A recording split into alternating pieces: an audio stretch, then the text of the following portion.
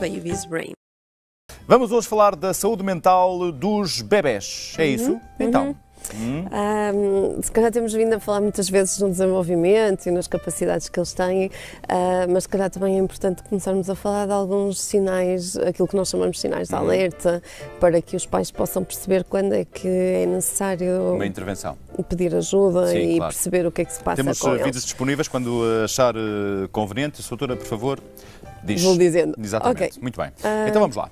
Então é assim, efetivamente, ao contrário do que se possa pensar, os bebês também sofrem de angústias, sofrem de stress e podem eventualmente, se não forem atendidos atempadamente, instalar esse tipo de reação às circunstâncias e ao meio e isso desencadear psicopatologia, ou seja, à semelhança do que existe em termos de manuais de psicopatologia para adultos, também existe um manual de psicopatologia dos 0 aos 3 anos. Dos 0 aos 3? Anos, portanto, saúde mental da primeira infância, Claro.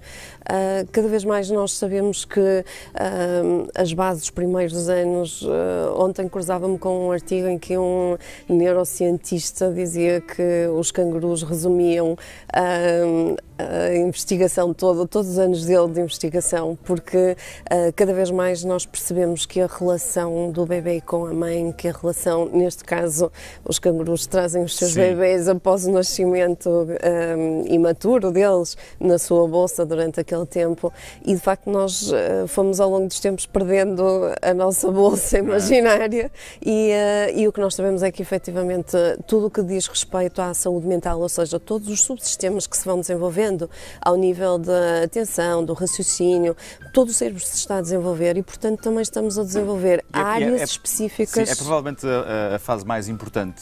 A básica, é aquela que, à semelhança de uma que vai casa, depois determinar muita coisa no futuro. tudo não é? o resto, tudo o resto, Até aos basicamente. 3 anos. Até aos 3 anos são as fundações da casa.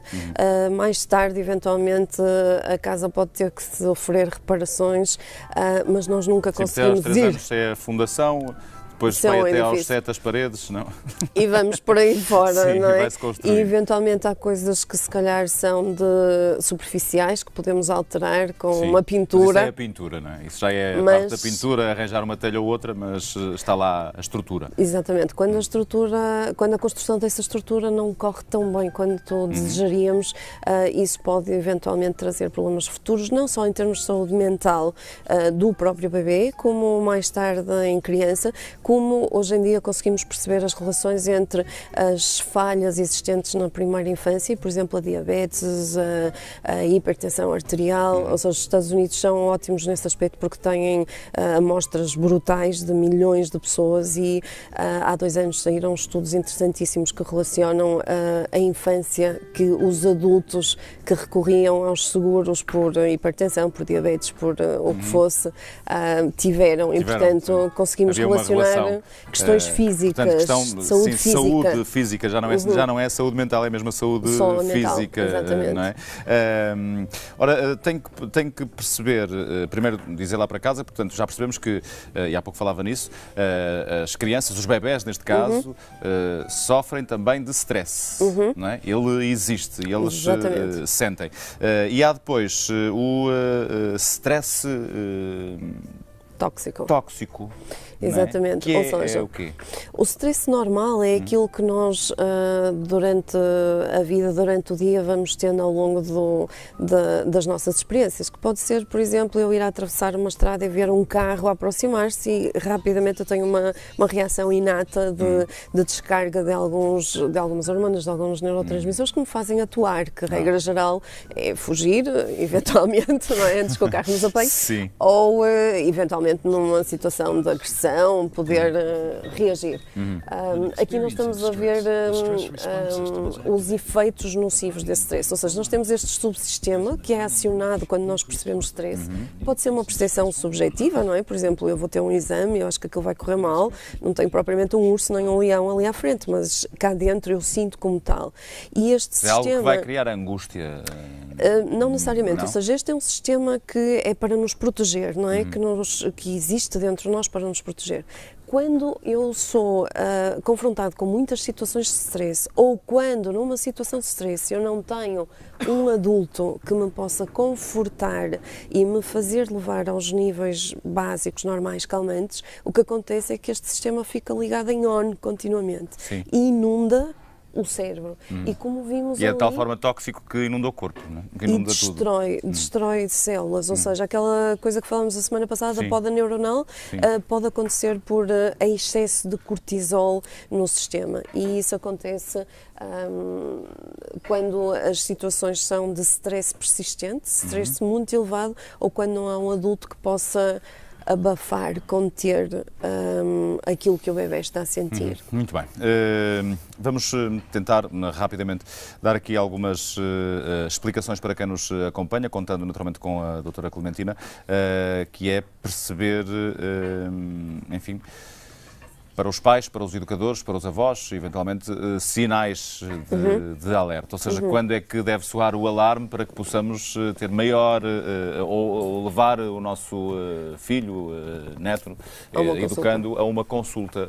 Não é? Regra geral, o importante é os pais terem alguma noção do desenvolvimento, não é? Isto normalmente é intuitivo, os pais têm um radar, um bebedar, que vai dando sinais de que, por exemplo, aos 6 meses já deveria estar sentado, que ao fim do mês o bebê exprime logo aquele sorriso brilhante que permeia as mães depois de muitas noites sem dormir.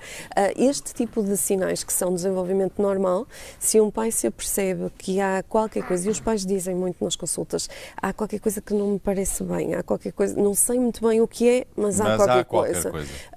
O não apontar, o não responder, por exemplo, termos um bebê que brinca e que os pais se dirigem a ele e ele não responde, finge que como se estivesse no mundo dele, são tudo sinais de alerta para os pais perceberem o que é que se passa.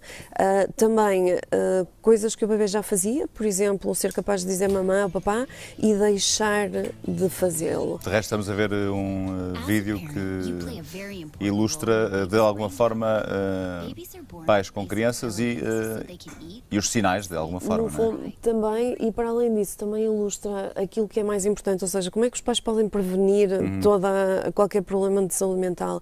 É estando presentes, é estando responsivos, é conseguir perceber os sinais do bebê. Às vezes não é fácil, mas existem ajudas para isso, não é? E conseguirem brincar, falar, conversar, responder a tudo, porque toda a construção cerebral dá-se com base na relação.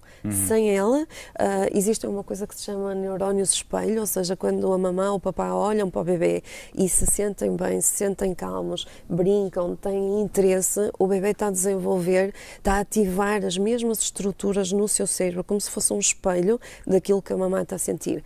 É óbvio que quando temos pais com patologia, imagina uma mãe deprimida, um pai obsessivo, ele terá algumas dificuldades em ler os sinais do bebê, porque também não terá muita disponibilidade para, e para além disso começa, por este efeito espelho também, a desencadear este tipo de funcionamento também no seu bebê. Portanto, tudo o que é marcos de desenvolvimento que os bebês tenham atingido e que de repente deixem de mostrar, tudo o que é o bebê não se retirar-se da relação, não olhar, não fazer contacto ocular, não responder pelo nome, não apontar, são tudo sinais que devem ser valorizados. Porque muitas vezes numa sessão a intervenção com bebês é rapidíssima, ou seja, regra geral, 2, 3 sessões e nós conseguimos fazer com que a orquestra volte a tocar. Portanto, é uma questão mesmo de estar com muita atenção e de agir preventivamente, naturalmente. Por exemplo, na 4Babies podem os pais aprender a estreitar esta relação, que vai evitar esses problemas, não é? Sim, sem dúvida. Aliás, nós a semana passada tivemos aqui uma belíssima demonstração de como isso pode acontecer. Julgo que temos ainda um vídeo para espreitar. Vamos aproveitar para fazê-lo. Estamos mesmo a fechar este espaço Génios com a Chupeta e tem a ver justamente com aquilo que nós estávamos a falar. Se não conseguem, então aprendam a fazê-lo, que são as relações, não é? Exatamente. Ou seja, é uma coisa que em inglês se chama serve and return, ou seja, o bebê mostra as suas coisas e é suposto que o adulto lhe responda, e isso cria conexões constantes, então no primeiro ano brutais, e cria conexões em áreas do cérebro que são responsáveis pela gestão dos sistemas de gestão de stress, que se digamos, consolidam no primeiro ano, não é? E aqui estamos a ver todas as outras áreas que dependem desta estimulação a desenvolverem-se, não é? Muito bem. Ficamos... cá está esta ligação. Por exemplo, isto é um exemplo de como inicialmente quando o bebê aponta para um objeto, a mãe ou o pai podem nomeá-lo, por exemplo, e isso cria uma conexão. Mais tarde vai associar a conexão... No fundo, o conforto, a resposta, não é? A ligação, enfim, o apoio. Sim, acima de tudo, conseguirem ser interpretados nos seus sinais, claro, e serem, de algum modo, satisfeitos também em relação àquilo que estão a pedir. Que estão, abandono, negligência. Sim, é isso, claro. Muito bem. Doutora, mais uma vez, muitíssimo obrigado pela presença.